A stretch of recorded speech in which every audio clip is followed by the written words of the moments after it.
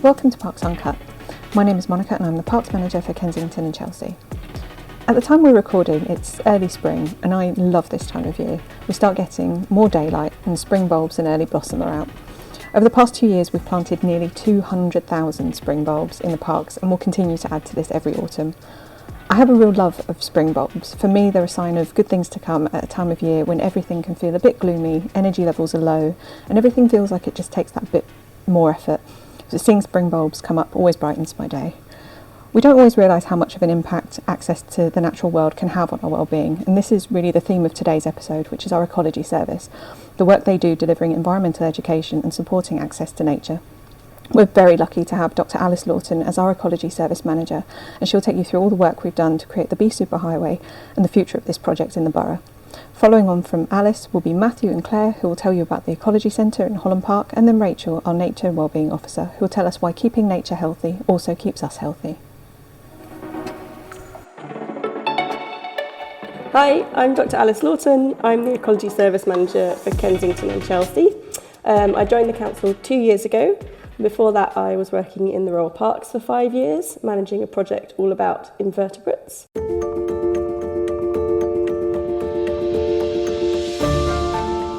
And before that, my first career was in academia, where I specialised in insects and their health. So we're talking about the Bee Superhighway, which is a project that got started in 2019 by my predecessor. And the idea is to create pollinator-friendly habitats all around the borough to link up our larger green spaces where we've got lots of planting for pollinators. So making little stepping stones and finding places we can enhance habitats to support pollinators.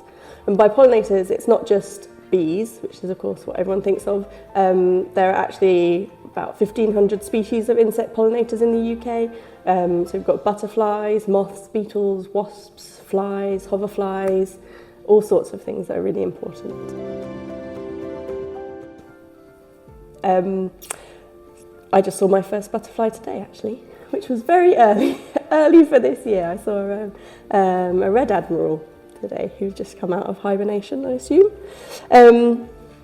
So the Bee Superhighway, basically it's also looking at a map of the borough and seeing where we can connect. So we do have some green corridors already mapped out in the borough. We've got 3, they're mostly, there's one along the canal, and along some of the railway lines, but looking at where we can make more and also how we can join up all those spaces.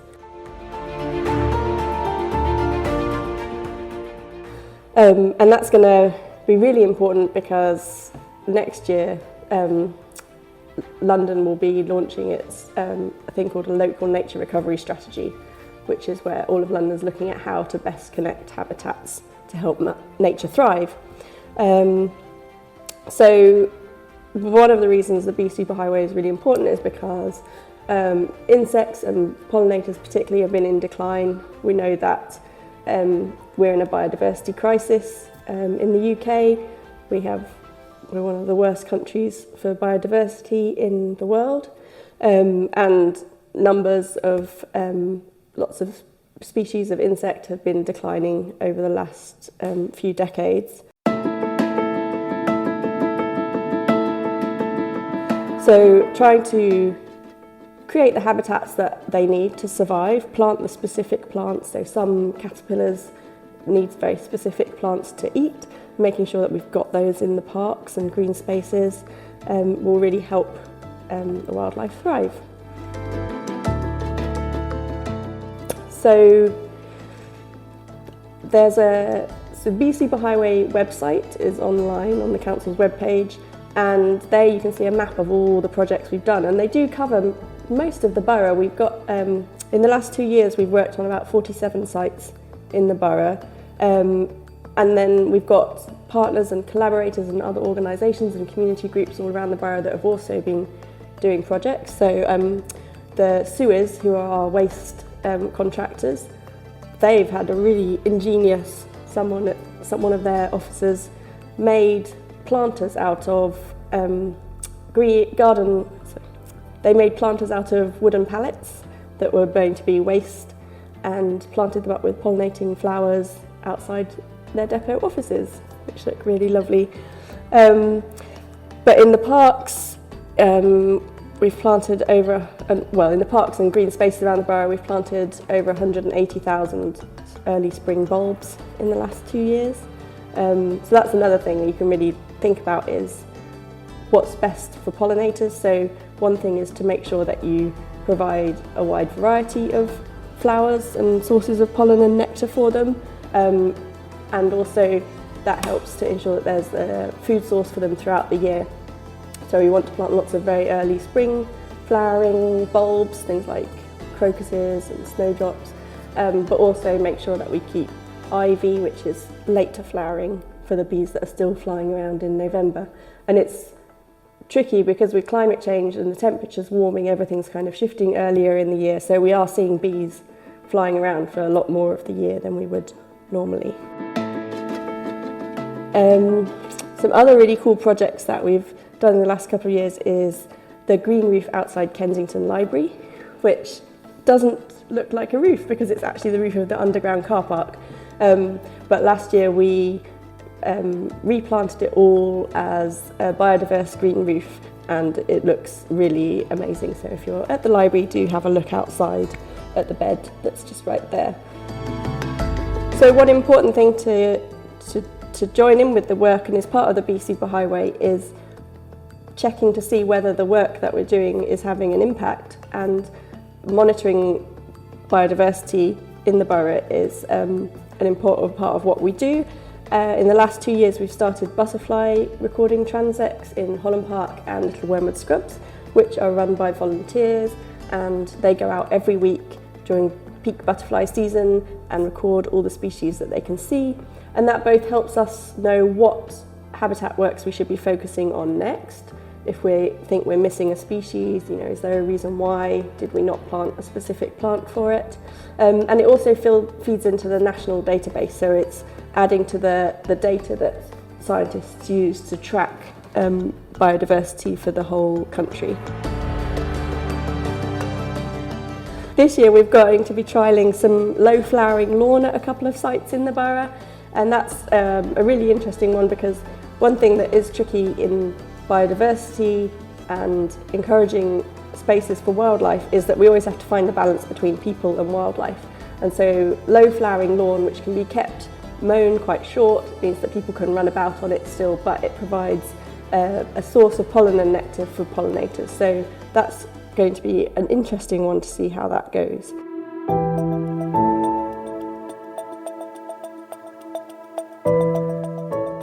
And in terms of adapting and finding ways that you can support pollinators in any situation, there's always something that you can do, and we have some more advice on the Bee Superhighway webpage of what people can do. But really, you don't have to have a garden to do something. If you have a balcony that you can put a window box out on, or make a little pond where insects can come and have a little rest and drink some water, or if you live in a ground floor flat and you've got a little bit of a windowsill out the front that you can put a window box on, that's all terrific. Or if you've got a wall that you can plant something to climb up, it all makes a difference. And so we're really encouraging everyone to try and get involved and see what they can do. And we also run various engagement activities throughout the year, talks and walks, so do look out for those.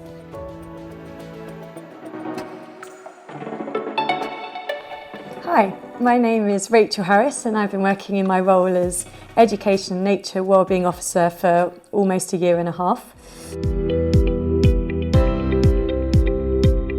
I've always loved the outdoors, from walking around London parks with my family as a child to hiking the Peak District with friends.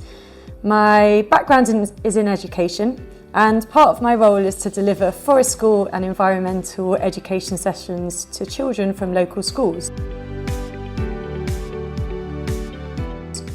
This can range from anything from a mini beast hunt to mud painting on trees to searching for the signs of spring. However, today I would like to focus on the nature wellbeing aspect of my role. I always knew being outside in nature was good for me, I always feel better when I've been on a walk somewhere green. And I recently discovered that unless I spend at least an hour walking outside, I can't sleep at night. I began to read about how nature can be used more explicitly in wellbeing and nature connection, including research being led by the University of Derby.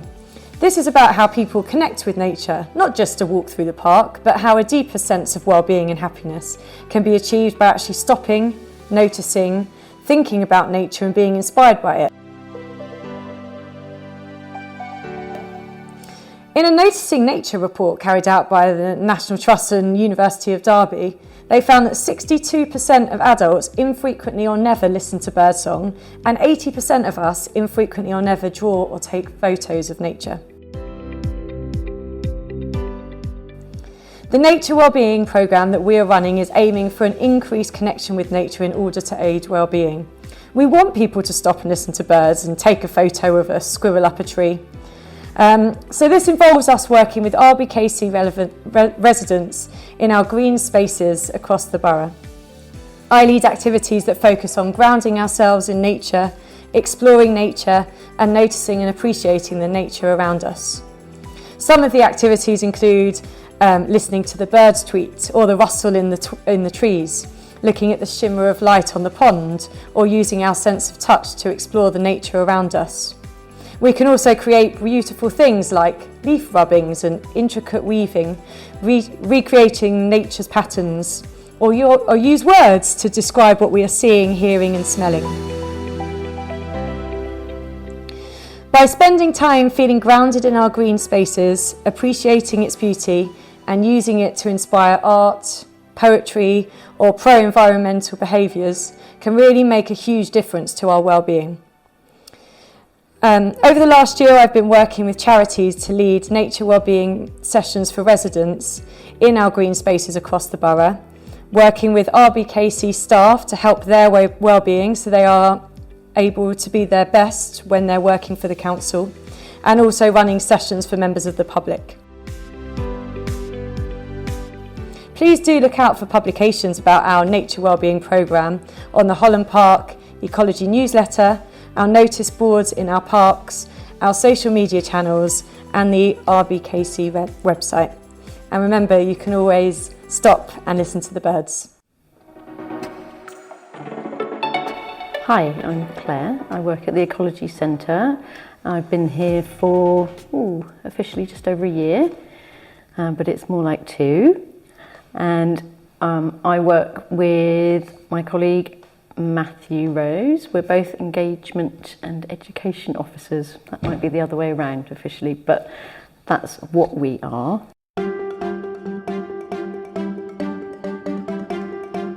And we do lots of things here. So Matthew, maybe you'd like to fill us in. Yeah, I'm Matthew. I've worked here for a very long time, also an education engagement officer. It will actually be 20 years in April while I've worked here. So that is hopefully a sign of what a lovely place it is to work. So yeah, we work mainly with school groups coming in. That's our kind of bread and butter, is school group coming in to do educational visits and forest school. But we also run loads of other stuff, including family events, holiday activities, and natural history walks and talks. So they all come under our remit, so to speak. There's a lot going on, and in the time that I've been here, there's been a lot of change. So when I first started, we were based in the stable yard, in a funny converted stable. So it's now been 10 years that we've been in this building in the Holland Park Ecology Centre that's purpose-built. Some say it feels a bit like a sauna with all our wood, but we do have the best views in the council with a view onto the park, other than the fact that we do sometimes get distracted by the squirrels and the other wildlife outside. And so yeah, when I started, we were a much smaller team, and it was very much focused on environmental education, and now we do forest school as a big part of our work. The events offer has opened up hugely, and we're incorporating well-being in a way that just wasn't on the agenda a few years ago. Yeah, our colleague Rachel does the Wellbeing events, and I think you've spoken to her before.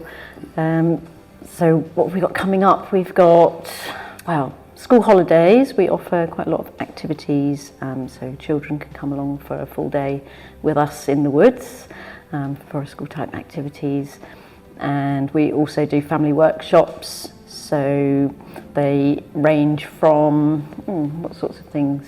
So we might do making butterflies and thinking about what butterflies are around at a certain time of year, or we might be looking at birds, or we may be getting an expert in who will tell us, what do they tell us? They tell us what the birds are talking about. It's amazing. They can tell us the type of noises they're making and why they're making them. And we've done very exciting things. What I think is really, really exciting is bird ringing. I think it's fantastic. So we have an expert come in and we can see how bird ringing is done, why it's done, think about the importance of biodiversity, because that's also obviously a part of what we do in our environmental education offer, talking to children about what's happening in our environment and why those things are important and why we need to be respectful and look after them. So more recently we've started doing the HAF programme things that all developed out of the pandemic. I think we might have Michael Rashford to thank for it, to be honest. So that is Holiday Activities and Food programme, where the DFE, Department for Education, gives us funding for children on the free school meals register to get to do activities, and that's been a big change in that we've started doing food. So we've been cooking with kids, which has been great fun. Has some challenges, but we had to get a food safety certificate, which wasn't part of any of our plans. So we're now a registered food business for making hot dogs and so on. We're trained caterers. Yeah. That's one of the joys of this job, is that you go into it with some ideas about what you're doing, and then it'll open up whole new avenues. I mean, whether I wanted to be a food safety level 2 handler, I'm not sure, but it shows the breadth that something fairly from an idea of we're engaging and educating people, we can actually end up doing a vast array of different things. We certainly do. I'm sat here with my glasses steaming up because I'm really hot, because I've just been planting a tree in the wildlife area with Alice, my other colleague. So, yeah. So, excuse me for being a bit hot. Thankfully, nobody listening to this can see me.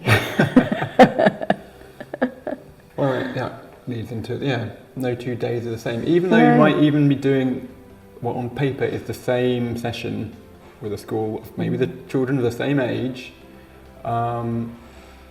the dynamics of the class, the reaction of the students, the way that you can respond to what's going on means that it's always different. And so, as I've said, I've been here a very long time, but I still maintain that enthusiasm and joy for working with groups, because it's always a different reaction, and that positive feedback you get from a group of children is just so joyful and immediate, and in that moment completely honest, so when they tell you it was the best day ever, that means you go out of work with a bit of a skip. Yeah. I don't know that everyone else gets such don't probably get hugs around the ankles from other clients that you work with. No, I was told several times yesterday that a group of children, they were telling me, I love you, I love you, I love you. I saw them 3 weeks ago, and apparently, according to their teacher, this is the best time they ever have in their school years. And the school have been coming for many, many years. They bring the same year group every year.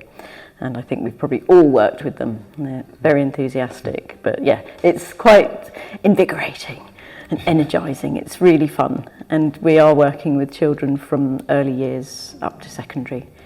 I think the oldest year group we've had recently is probably year 8. But, we can go right up to college groups. Not that we've had many of those, but there's a lot of scope in terms of our site, because we are so lucky to be in Holland Park with our amazing wildlife enclosure. And we have lots of people looking over the gate. Can we come in? Can we have a look? And yes, sometimes you can. So Wait for an open day. you have to wait for an open day. So we do open up the space. Yeah, we've got one in April, haven't we? I think. So yeah, no 2 days are the same. Always really fun. Always different. Indeed. And just reminded, I was working with a group with special needs yesterday, and one of the students was literally jumping up and down with excitement about being back in the woods. So yeah, that's a pretty invigorating, as you say, thing to be involved with, and also feels really meaningful. Yeah. People are getting these experiences that they do really remember. As you say, you get children coming back, and they'll repeat something back to you that you told them a year ago, and you're like, wow, you really were listening, even though you might have been looking like you weren't. Yeah. So yeah, we do introduce some pretty big words, and it's really fun when you hear those being repeated back.